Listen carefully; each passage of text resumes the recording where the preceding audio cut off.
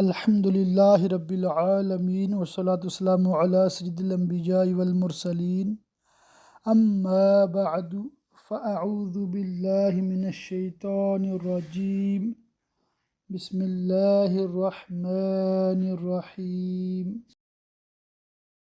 سبق نمبر 92 نزہۃ القاری شرح صحیح البخاری۔ میرے پاس جو کتاب ہے اس کی صفحہ نمبر 615 سے کتاب الدعوات، دعاؤں کی کتاب، یہ شروع ہو رہی ہے انشاءاللہ تعالی۔ یہاں سے آغاز کرتے ہیں۔ یہ جلد نمبر 5 اور بالکل آخری جلد ہے۔ اللہ کی رحمت سے انشاءاللہ تعالی آج کا سبق اور مزید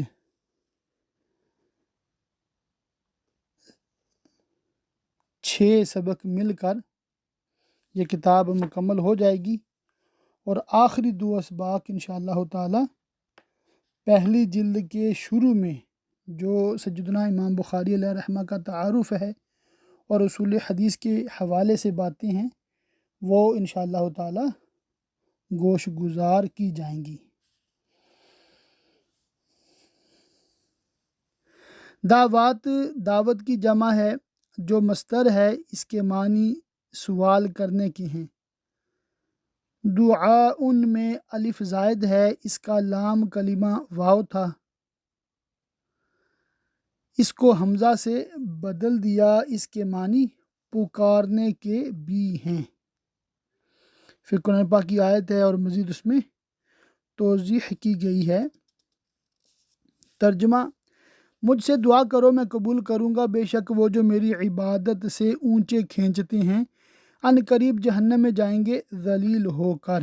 اور جیسے حدیث میں ہے، اور ہر نبی کے لیے ایک دعا ہے جو قبول ہوگی۔ ان آیات سے ثابت ہوا کہ دعا مانگنا مشروع ہے، بلکہ دعا مانگنے سے اجتناب مبغوض۔ نیز دعا مانگنے کے بارے میں احادیث بکثرت ہیں۔ حضرت ابو ہریرہ رضی اللہ تعالیٰ عنہ سے روایت ہے، دعا سے بڑھ کر اللہ تعالیٰ کے نزدیک کوئی شے مکرم نہیں۔ نیز انہی سے مروی ہے، جو اللہ سے سوال نہ کرے اللہ اس سے ناراض ہو جاتا ہے۔ نیز امام ترمذی نے حضرت ابن مسعود رضی اللہ تعالیٰ عنہ سے روایت کیا کہ حضور فرماتے ہیں، اللہ سے اس کے فضل کا سوال کرو، بے شک اللہ پسند کرتا ہے کہ اس سے سوال کیا جائے۔ طبرانی نے حضرت عائشہ رضی اللہ تعالی عنہا سے روایت کی کہ فرمایا، بے شک اللہ تعالیٰ دعا میں گڑ گڑانے والوں کو دوست رکھتا ہے، یہاں تک فرمایا دعا کرنا عبادت ہے۔ ایک روایت میں ہے دعا عبادت کا مغز ہے۔ اس کے بعد امام بخاری نے باب باندھا ہے جس کا ترجمہ ہے کہ ہر نبی کے لیے ایک دعا ہے جو قبول ہوگی۔ اس کے تحت پھر حدیثیں لائے ہیں۔ اس کی تشریح عرض کر دیتا ہوں کہ ہر نبی کی ایک ایسی دعا ہے جو مقبول ہوگی، جس کا ظاہر یہ ہے کہ بقیہ دعائیں قبول ہوں گی یا نہیں، یہ محل غور ہے۔ حالانکہ انبیاء کرام کی تمام دعائیں ضرور قبول ہوتی ہیں۔ اس کی توجیہ میں علماء نے فرمایا، اس سے کوئی خاص اہم دعا ہے جو فوراً بلا تاخیر جیسے دعا مانگیں گے ویسے ہی قبول ہوگی۔ بقیہ دعائیں بھی قبول ہوں گی، مگر ان کے قبول ہونے کے لیے کچھ مدت درکار ہوگی، یعنی کہ ایک دوسرا معنی ہے ان کے قبول ہونے کی نوعیت دوسری ہوگی۔ پھر قرآن پاک کی آیت مبارکہ ہے اور استغفار کے حوالے سے باب باندھا ہے امام بخاری نے۔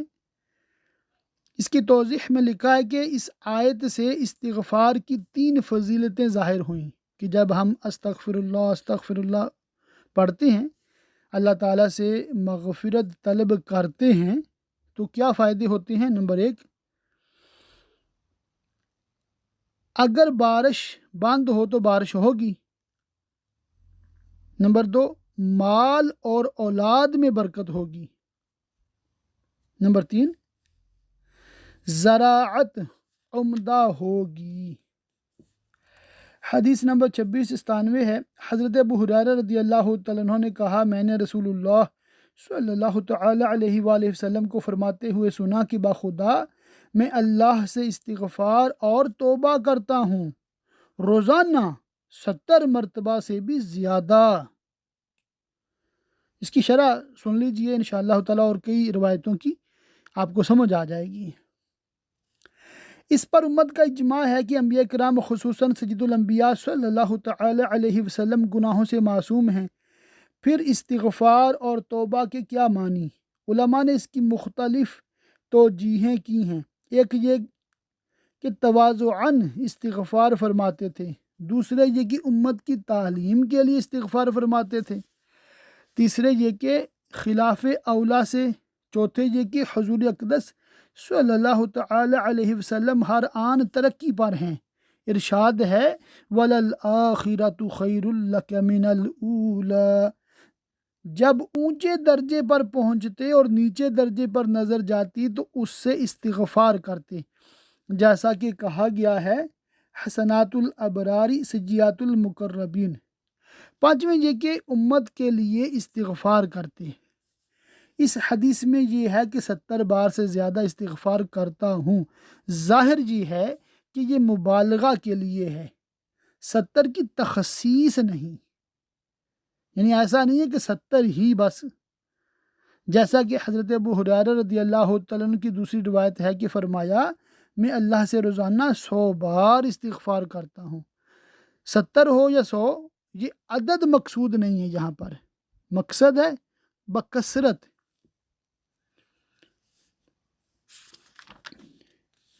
اس کے بعد تعلیق ہے، حدیث ہے کہ اللہ تعالیٰ توبہ کرنے والے سے بڑا خوش ہوتا ہے۔ کئی مشہور حدیثیں ہیں، ریکارڈ نہیں کر رہا، آپ انشاءاللہ تعالیٰ PDF خود سے دیکھ لیجئے گا۔ 2700 حدیث ہے، نبی صلی اللہ تعالیٰ علیہ وآلہ وسلم جب بستر پر جاتے تو پڑھتے، کیا پڑھتے؟ بسمک اموت و احیا، اے اللہ تیرے نام کے ساتھ مرتا ہوں اور جیوں گا۔ اور جب سو کر بستر سے اٹھتے تو پڑھتے الحمد للہ الذی احیانا بعد ما اماتنا والیہ النشور۔ اس اللہ کے لیے حمد ہے جس نے ہم کو زندہ کیا موت دینے کے بعد، اور قبر سے اٹھ کر اسی کی طرف جانا ہے۔ شرح میں لکھا کہ جہاں موت سونے سے کنایا ہے، زندہ کرنا جاگنے سے۔ موت اور نوم میں قدر مشترک یہ ہے کہ موت نام ہے بدن سے روح کے تعلق کے منقطع ہونے کا، اور یہ انقطاع کبھی صرف ظاہری ہوتا ہے، اس کا نام ہے نوم، اور کبھی ظاہری باطنی دونوں طریقوں سے ہوتا ہے، اس کا نام ہے موت۔ زندگی کے لوازم میں دیکھنا، سننا، سمجھنا ہے۔ سونے کی حالت میں یہ سب منقطع ہو جاتے ہیں، جس طرح موت سے، اس لیے نوم کو موت سے تعبیر فرمایا۔ اس کے بعد اسی کے مثل حضرت ابو ذر سے بھی مروی ہے۔ اس کے بعد اس حدیث میں یہ زیادہ ہے کہ نبی صلی اللہ علیہ وسلم جب رات میں سونا چاہتے تو اپنا ہاتھ داہنے رخسار کے نیچے رکھتے۔ سبحان اللہ۔ حدیث 2707 ہے، حضرت ابو ہریرہ رضی اللہ تعالیٰ عنہ سے روایت، رسول اللہ صلی اللہ تعالیٰ علیہ وآلہ وسلم نے فرمایا کہ یہ نہ کہے کوئی، یہ نہ کہے، کیا نہ کہے؟ اے اللہ مجھے بخش دے اگر تو چاہے، اے اللہ مجھ پر رحم فرما اگر تو چاہے۔ قطعی سوال کرے، اس لیے کہ اللہ تعالیٰ کو کوئی مجبور کرنے والا نہیں۔ اس کا مطلب کیا ہے؟ سنیے، دعا میں اس کہنے سے کہ اگر تو چاہے تو دے، اگر تو چاہے تو دے، استغنا ہے۔ مطلب یہ جو بندہ کہہ رہا ہے نا، جیسے ہم بلا تمثیل کسی بندے کو کہتے ہیں نا، یار مجھے آپ کا پین چاہیے، دینا تو دے، آپ کی مرضی ہے، تو یہ کیا ہے؟ ایک استغنا ہے، مطلب آپ کو ضرورت نہیں ہے، مطلب وہ دے بھی دے کہ کوئی احسان نہیں ہے، یہ انداز آپ کا بتا رہا ہے۔ اور دعا کی بنیاد کیا ہے؟ احتیاج اور ذلت ہے، اس لیے جو دعا کرنی ہو استثناء نہ کرے، بلکہ جو مانگنا ہے قطعی طور پہ مانگے، مطلب یوں مانگے کہ بھئی مجھے بڑی ضرورت ہے، آپ دے دیں مجھے اپنا پین، ایک عاجزی ہو اور ضرورت کا بھی اظہار ہو۔ تو اللہ تعالیٰ سے جو مانگنا ہے، جو ضرورت ہے، مثال ہے کوئی کہتا ہے یا اللہ مجھے کروڑ پتی بنا دے، یا اللہ مجھے عالم دین بنا دے، یا اللہ مجھے ہر بیماری سے شفا دے دے، تو بالکل یعنی کہ جو ضرورت ہے، جس طرح کی ضرورت ہے اس طرح دعا کریں۔ اور یہ تو لازمی عقیدہ ہے کہ دینے والی ذات صرف رب کائنات کی ہے، وہی دے گا تو بات بننی ہے، وہ نہ دے گا تو کوئی کچھ نہیں دے سکتا۔ تو اسی کے در سے ہر وقت امید رکھنی چاہیے۔ چند روایتیں چھوڑ رہا ہوں، آگے باب ہے گناہ اور قرض سے پناہ مانگنا، التعوذ من المأثم والمغرم۔ ام المومنین حضرت عائشہ رضی اللہ تعالیٰ عنہ سے روایت ہے کہ نبی صلی اللہ تعالیٰ علیہ وآلہ وسلم یہ دعا پڑھتے تھے، اے اللہ میں تیری پناہ مانگتا ہوں سستی اور زیادہ بڑھاپے اور گناہ اور قرض سے، اور قبر کے فتنے اور قبر کے عذاب سے، اور جہنم کے فتنے اور جہنم کے عذاب سے، اور مالداری کے فتنے کے شر سے، اور میں تیری پناہ مانگتا ہوں محتاجی کے فتنے سے، اور میں تیری پناہ مانگتا ہوں مسیح دجال کے فتنے سے۔ اے اللہ میرے گناہوں کو برف اور اولے کے پانی سے دھو دے، اور میرے قلب کو گناہوں سے ستھرا کر دے، جیسے تو نے سفید کپڑے کو میل سے ستھرا کیا۔ مجھ میں اور میرے گناہوں میں اتنی دوری کر دے جتنی مشرق اور مغرب میں ہے۔ ایک اور روایت ہے حضرت ابو موسیٰ اشعری رضی اللہ تعالیٰ عنہ سے، نبی صلی اللہ تعالیٰ علیہ وآلہ وسلم یہ دعا مانگا کرتے تھے۔ ترجمہ ہے، اے رب بخش دے میرے لیے لوگوں کی خطاؤں اور نادانی کو، اور کسی بھی معاملے میں اسراف کو، اور جس کو بھی تو جانتا ہے۔ اے اللہ میرے لوگوں کی خطائیں بخش دے، اور بالقصد گناہ کو بھی بخش دے، اور نادانی اور مزاج کو اور سب کچھ کو۔ اے اللہ میرے لوگوں کے اگلے پچھلے سب گناہ بخش دے، جو چھپا کر کیا ہو یا جو اعلانیہ کیا ہو۔ تو آگے کرنے والا ہے اور تو پیچھے کرنے والا ہے، اور تو ہر چیز پر قادر ہے۔ اچھا، اس کی شرح بڑی توجہ سے سنیے گا۔ یہ حدیث مشکلات حدیث میں سے ہے، اس لیے کہ اس پر اہل سنت کا اتفاق ہے کہ حضور اقدس صلی اللہ علیہ وسلم سے قصداً کسی گناہ کا صدور درست نہیں۔ اور اس دعا میں یہ تفصیل ہے،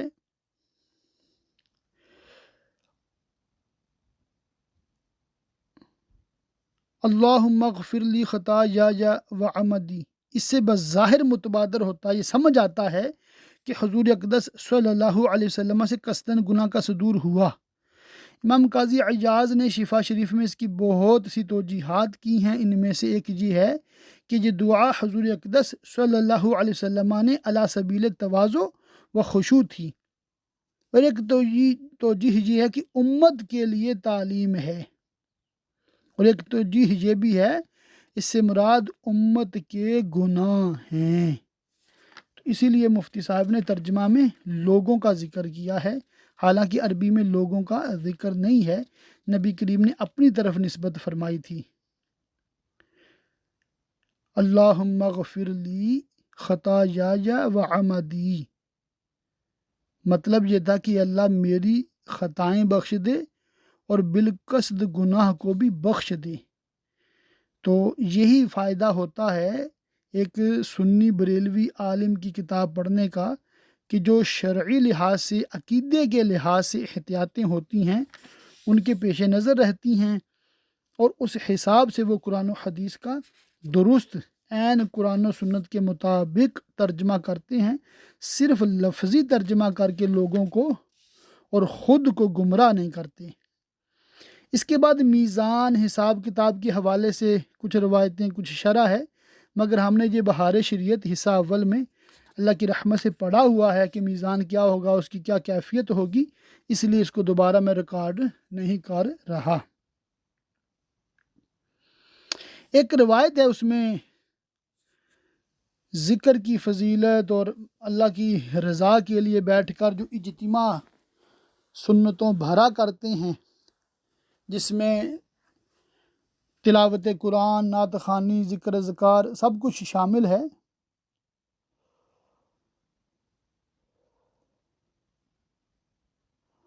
یعنی کہ نماز، تلاوت، حدیث کی تعلیم، علوم دینیا کی تدریس، مناظرہ، مجلس واعظ وغیرہ سب یہ ذکر خیر میں آتا ہے۔ تو یہ روایت آپ بغور سماعت کیجئے گا۔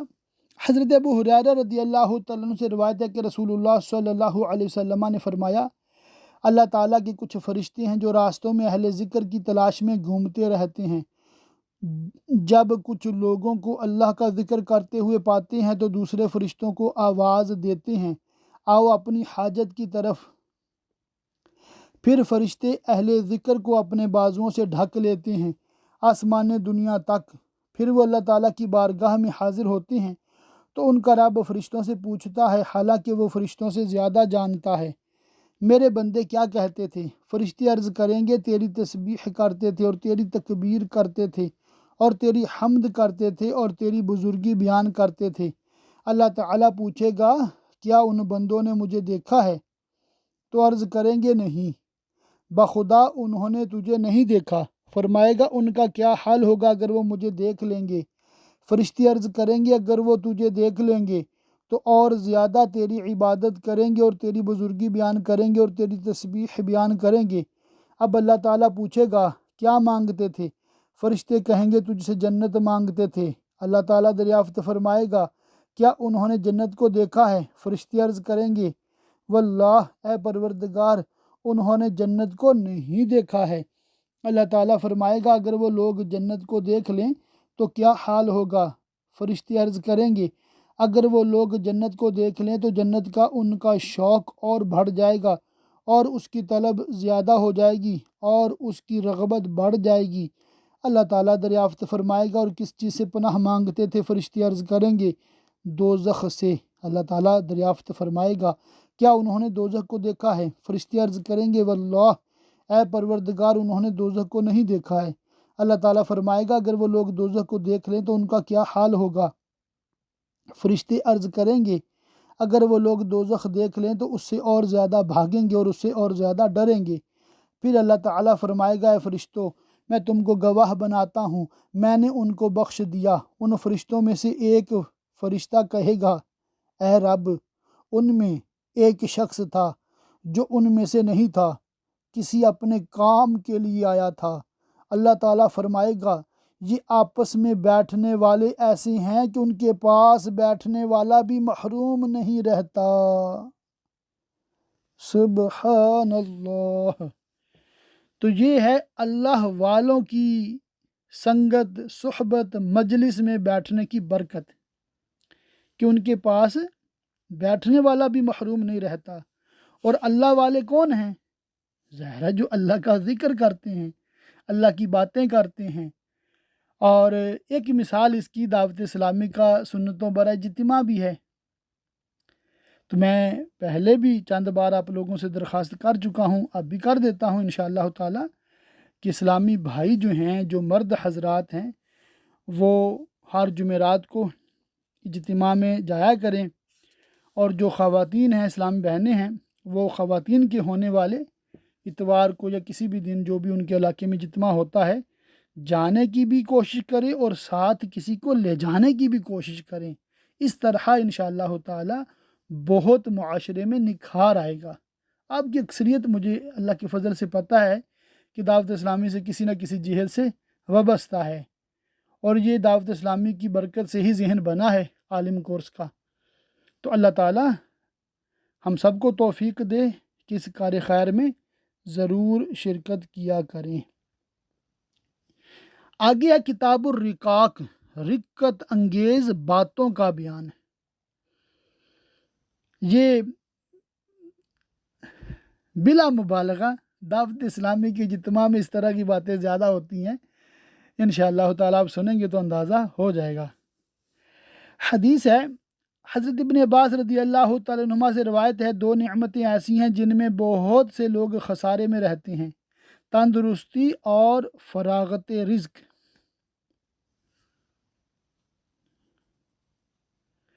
تشریح میں ہے کہ خسارے کا مطلب یہ ہے کہ جب انہیں صحت بھی ملی تھی اور خوشحالی بھی ملی تھی تو انہیں اللہ کی یاد، عبادات، اذکار زیادہ سے زیادہ کرنا چاہیے تھا، مگر انہوں نے ایسا نہیں کیا، جس کی وجہ سے نقصان اٹھایا۔ ایک تعلیق ہے 761 761، حضرت علی رضی اللہ تعالیٰ عنہ نے فرمایا، دنیا پیٹھ پھیرے جا رہی ہے اور آخرت سامنے سے آ رہی ہے، ان میں سے ہر ایک کے بیٹے ہیں، ابنائے آخرت سے ہونا اور ابنائے دنیا سے مت ہونا، یعنی کہ آخرت کے بیٹے بنو، دنیا کے بیٹے نہ بنو، اس لیے کہ آج عمل ہے اور حساب نہیں، اور کل حساب ہے عمل نہیں۔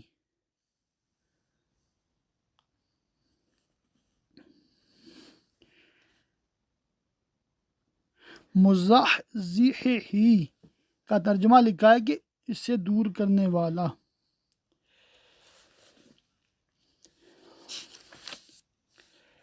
مزید کئی روایتیں چھوڑ رہا ہوں، اس امید پہ کہ آپ نے سنی ہوں گی۔ ایک روایت ہے عباس بن سہل بن سعد سے، روایت ہے کہ انہوں نے کہا، میں نے ابن زبیر کو مکہ میں منبر پر اپنے خطبہ میں یہ فرماتے ہوئے سنا، اے لوگو، نبی صلی اللہ تعالیٰ علیہ وآلہ وسلم فرماتے تھے، اگر ابن آدم کو سونے سے بھری ایک وادی دی جائے تو چاہے گا کہ ایسی ہی دوسری ملے، اور اگر دوسری دے دی جائے تو چاہے گا تیسری ملے، اور مٹی کے سوا ابن آدم کا پیٹ کوئی چیز نہیں بھرے گی، اور اللہ اس کی توبہ قبول فرمائے گا جو توبہ کرے گا۔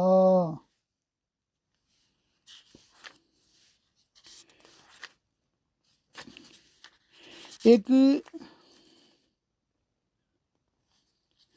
طویل حدیث پاک ہے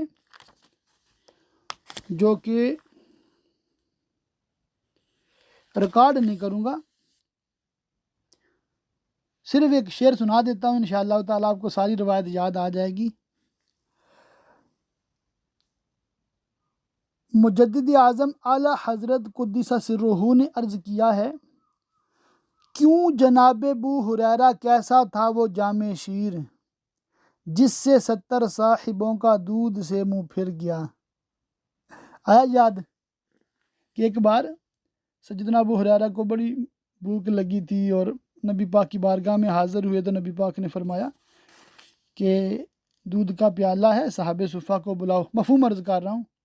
تو وہ آئے تو تقریباً 70 تھے، تو ان کو حکم دیا کہ سب کو پلاؤ، ایک ہی پیالہ ہے، یہ سب کو پلاتے جاتے اور ان کی کیفیت اور بدلتی جاتی کہ پیالہ ابھی ختم ہوا، ابھی ختم ہوا، مجھے کیا ملے گا۔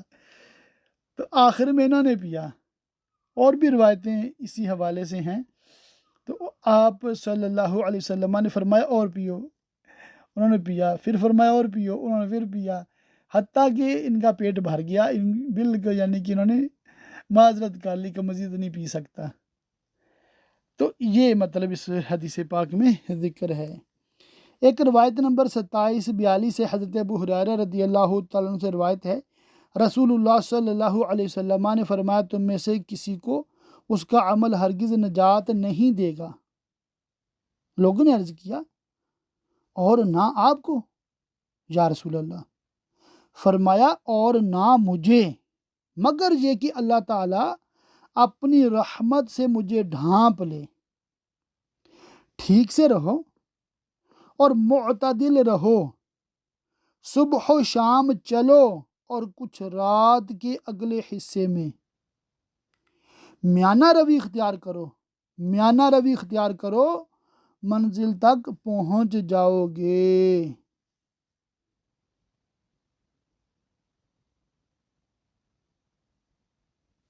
اچھا، اس حدیث کو بھی مشکل ترین احادیث میں سے شمار کیا جاتا ہے کہ قرآن ایک آیت ہے، اور یہ ہے وہ جنت جس کے تم وارث کیے گئے اپنے اعمال سے، یعنی کہ اس میں ہے عمل کی وجہ سے جنت ملے گی۔ یہاں ہے کہ اللہ کی رحمت سے صرف جنت ملے گی، عمل سے نہیں۔ تو اس کا مطلب کیا ہے؟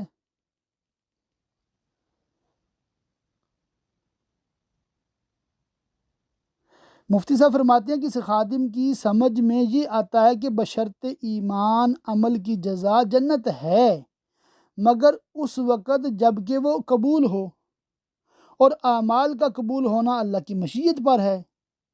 تو معال کار یعنی نتیجہ یہی نکلا کہ نجات اللہ تعالیٰ کی مشیت پر ہے۔ دوسری بات یہ ہے کہ ہم کتنے ہی عمل کریں، اللہ کی نعمتوں کے شکر کے مقابلے میں وہ کام ہی ہیں، پھر ان کی جزا کا سوال ہی نہیں۔ جو انعام و اکرام ملے گا وہ اللہ تعالیٰ کی رحمت ہی سے ملے گا۔ تو یہ ہمیشہ ذہن میں رکھنا ہے، اپنے عمل پہ نہیں، اللہ کی رحمت پہ نظر رکھنی ہے۔ اور ہمارے عمل تو ناقص ترین ہوتے ہیں، بس اللہ تعالیٰ ہمیں معاف فرمائے اور اپنی رحمت سے ہمیں بلا حساب جنت عطا فرمائے۔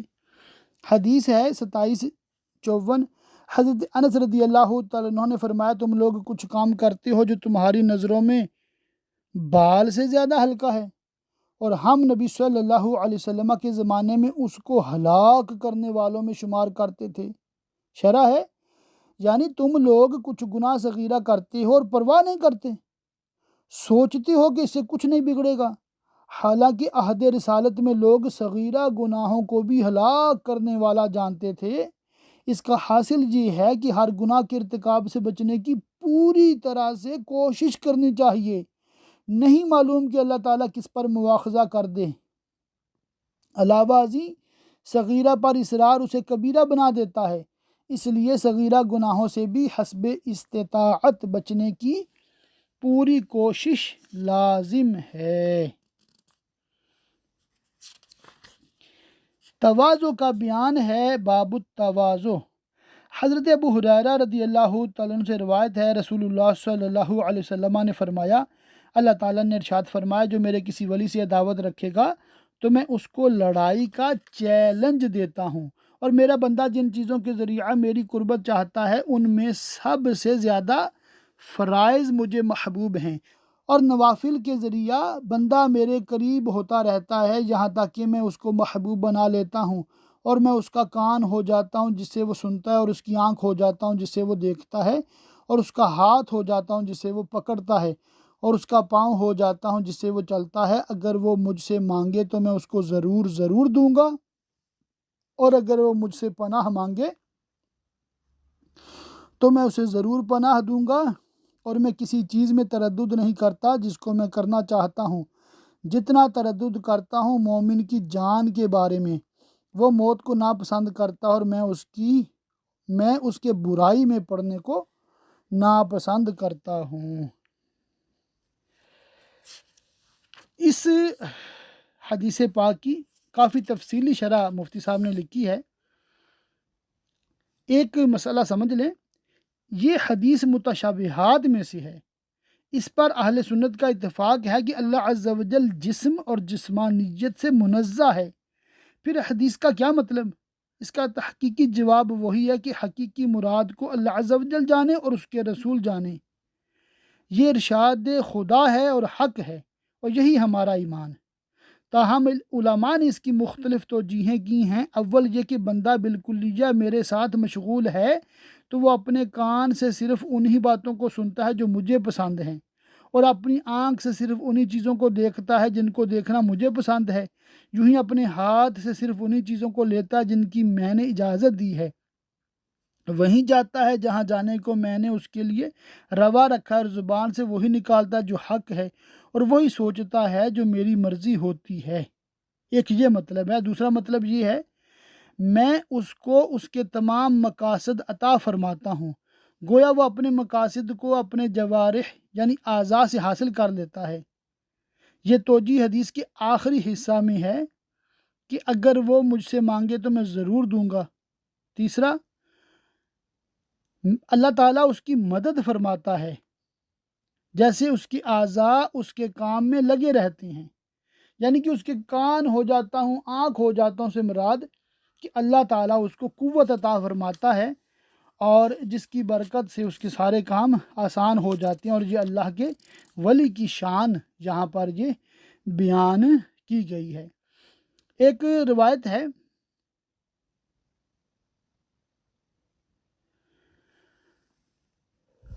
جو اللہ تعالیٰ سے ملاقات کو پسند رکھتا ہے اللہ تعالیٰ بھی اس سے ملاقات کو پسند رکھتا ہے، اور جو اللہ تعالیٰ سے ملاقات کو ناپسند رکھتا ہے اللہ تعالیٰ بھی اس سے ملاقات کو ناپسند رکھتا ہے۔ شرح: ظاہر ہے کہ جس مسلمان کو اس کا اطمینان ہے کہ میں نے فرائض واجبات کو اپنی استطاعت کے مطابق کما حق ادا کیا ہے، گناہوں سے حتی الوسع بچتا رہا ہوں، اس کے ضمیر کی آواز یہی ہوگی کہ اللہ تعالیٰ مجھ سے راضی ہے، اس کے حضور حاضر ہوں گا تو مجھے انعام و اکرام سے نوازے گا، وہ اللہ تعالیٰ سے ملاقات کا ضرور شائق ہوگا۔ اور جس بد نصیب کو اس کا یقین ہوگا کہ میں مومن نہیں، جس نے رات دن برائیاں کی، اس کے ضمیر کی آواز یہی ہوگی کہ اللہ مجھ سے ناراض ہے، وہ مجھے سزا دے گا، تو یقیناً وہ اللہ کے حضور حاضر ہونے کو ناپسند رکھے گا۔ رہ گیا طبعی طور پر موت کو ناپسند رکھنا، یہ الگ بات ہے۔ موت کے ناپسند ہونے کا اس ارشاد سے کوئی تعلق نہیں۔ پھر بھی اللہ تعالیٰ کے بہت سے بندے ہیں وہ موت کو ناپسند نہیں کرتے بلکہ اس کی ہزار جان سے تمنا کرتے ہیں۔ موت کو کیوں پسند کرتے ہیں؟ کہ موت اللہ تعالیٰ سے وصال کا ذریعہ ہے۔ سبحان اللہ۔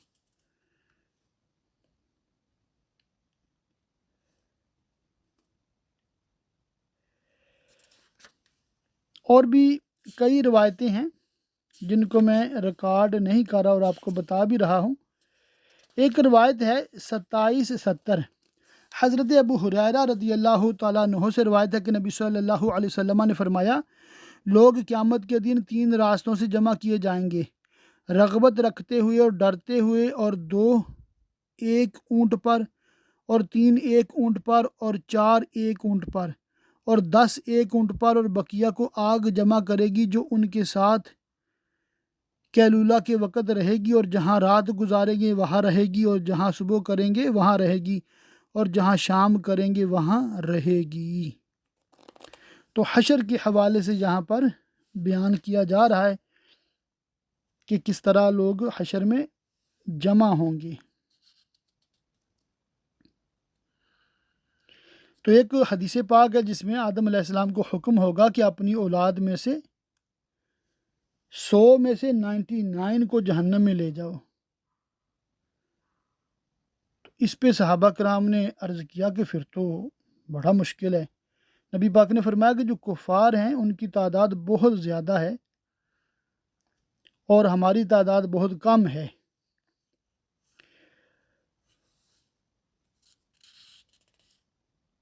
ایک مثال یہاں پر یہ دی گئی، جیسے سفید بال سیاہ بیل میں، پورا بلیک ہے بیل جو ہے کاؤ، میل کاؤ جسے کہتے ہیں، اور اس پہ ایک سفید بال ہو، اتنی تعداد اس امت کی ہے اور کافروں کی تعداد بہت زیادہ ہے، تو بہت زیادہ لوگ جہنم میں جائیں گے۔ اللہ تعالی ہمارا ایمان محفوظ رکھے اور اسلام پر موت ایمان کے ساتھ اور مسلمانوں میں نبی کریم صلی اللہ علیہ وسلم کی امت میں ہمارا حشر ہو۔ بالکل آخری روایت میں ریکارڈ کرنے لگا ہوں آج کی۔ حضرت عبداللہ بن مسعود رضی اللہ تعالیٰ عنہ سے روایت ہے کہ نبی صلی اللہ علیہ وسلم نے فرمایا، جہنم سے سب کے بعد میں نکلنے والے اور جنت میں سب سے آخر میں داخل ہونے والے کو میں جانتا ہوں۔ ایک شخص جہنم سے نکلے گا ہاتھ اور سرین کے بل چلتا ہوا۔ اللہ تعالیٰ اس سے فرمائے گا جنت میں جا۔ وہ جنت کے قریب آئے گا، اس کو ایسا محسوس ہوگا کہ وہ بھری ہوئی ہے۔ پھر وہ لوٹے گا اور کہے گا اے رب، میں نے اس کو بھری ہوئی پایا۔ اللہ تعالیٰ فرمائے گا جا اب جنت میں داخل ہو جا۔ تو وہ جنت میں آئے گا، اس کو ایسا محسوس ہوگا کہ وہ بھری ہوئی ہے۔ لوٹے گا اور کہے گا اے رب، میں نے اس کو بھری ہوئی پایا۔ فرمائے گا جا اور جنت میں داخل ہو جا، بے شک تیرے لیے دنیا کے برابر اور اس کی 10 گنا 10 times more، یا فرمایا بے شک تیرے دنیا کی 10 گنا کے برابر ہے۔ تو وہ بندہ کہے گا کیا تو مجھ سے ٹھٹھا کرتا ہے یا تو مجھ سے ہنسی کرتا ہے، حالانکہ تو بادشاہ ہے۔ حضرت عبداللہ بن مسعود رضی اللہ تعالیٰ عنہ کہتے ہیں کہ میں نے رسول اللہ صلی اللہ تعالیٰ علیہ وسلم کو دیکھا کہ حضور ہنسے اتنا کہ نوکیلے دانت ظاہر ہو گئے۔ کہا جاتا تھا کہ یہ جنت میں سب سے کم درجے کا ہوگا۔ اللہ اکبر، یعنی کہ سب سے کم درجے کا جو ہے اتنی بڑی جنت ملے گی کہ اس دنیا سے 10 times بڑی۔ سبحان اللہ، تو جن کے مرتبے بڑے ہوں گے تو ان کو کیا کیا کیا عطا ہوگا۔ اللہ اللہ اللہ تعالی ہم سب کو عمل کی توفیق دے اور اپنی رحمت سے ان کو قبول بھی فرمائے، اور اپنی رحمت سے اللہ پاک ہمیں جنت الفردوس میں اعلیٰ مقام عطا فرمائے۔ بعد میں تو پتہ نہیں کو کرے گا، دعا نہیں کرے گا، خود ہی اپنے لیے ہمیں ضرور کوشش کرنی چاہیے، اور ایسے طریقے بھی اپنانے چاہیے کہ کوئی دعا بھی کرے۔ مثال اولاد جیسے ہے، صدقہ جاریہ ہے نا، ان کو اچھی تعلیم دی جائے، اسی طرح علم دین سکھایا جائے، دین کو پھیلایا جائے، اور یوں مسلمانوں کی مطلب دعاؤں میں حصہ بنایا جائے کہ ہماری زندگی میں بھی لوگ ہمارے لیے دعائیں کریں اور مرنے کے بعد بھی دعاؤں میں یاد رکھیں۔ تو ہم سب کو ایک دوسرے کو دعا میں یاد رکھنا چاہیے۔ اللہ پاک ہم سب کو دنیا اور آخرت کی بھلائیاں عطا فرمائے، آمین بجاہ النبی الامین، وصلی اللہ تعالی علیہ وآلہ وصحبہ وبارک وسلم۔